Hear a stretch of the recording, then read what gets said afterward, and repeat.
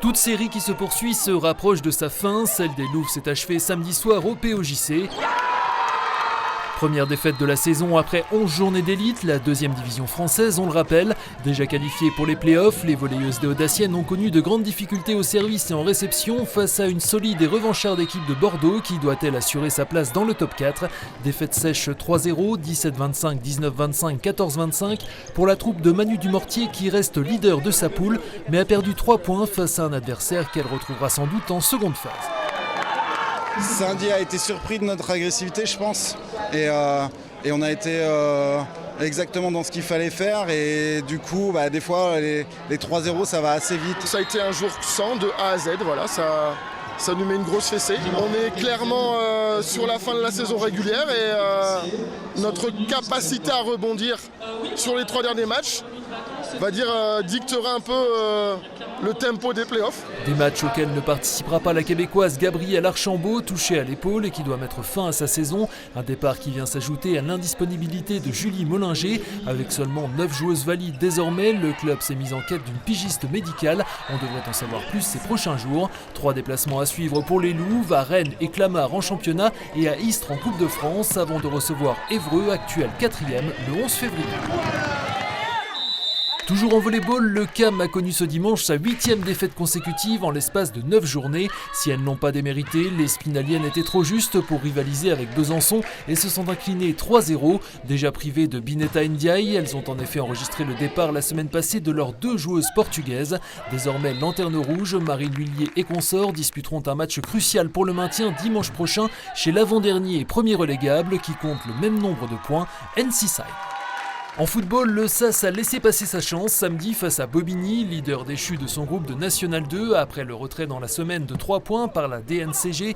3 points que les Franciliens sont venus récupérer sur la pelouse capricieuse du stade de la Colombière. Les visiteurs ont ouvert le score après seulement 5 minutes de jeu sur un coup de flipper conclu par Niakaté et étaient tout proches de doubler la mise au cœur de la première période après un nouveau corner et un tir sur la barre transversale. On en restait finalement sur ce score de 1-0 à la pause. Peu dangereux jusque-là, le SAS revient des vestiaires plus inspiré et réussit à égaliser sur ce centre d'Ali Mahadi que laisse passer Karim Koulibaly. Brian Labissière, esselé, ramène les siens à 1 partout à la 49e minute. Une parité qui ne va pas durer bien longtemps puisque Bobigny va à son tour exploiter les errements défensifs spinaliens. Libre de tout marquage dans la surface de réparation, HM a tout le temps d'ajuster Ben Salim Boina et redonne l'avantage aux visiteurs qui moins de 4 minutes plus tard vont prendre 2 longueurs d'avance sur cette passe interceptée par El Ajam. Sa frappe est repoussée mais Farid Bezouyen surgit et assomme les Spinaliens 3-1 à l'heure de jeu. Le top scoreur francilien et de cette poule B de National 2 inscrira même un doublé à la 77e minute, confirmant son excellente forme du moment, 13 buts à la mi-saison, dont 9 lors des 6 dernières rencontres, et celle de Bobigny qui a signé là sa 6e victoire consécutive. Fin de série pour le SAS qui a manqué une belle occasion de revenir sur la tête du classement. C'était un rendez-vous à pas manquer, on est passé à travers, voilà. Il y a des choses qu'on n'a pas le droit de faire. Je pense que ce soir il a manqué beaucoup de choses. On a grillé tous nos jokers.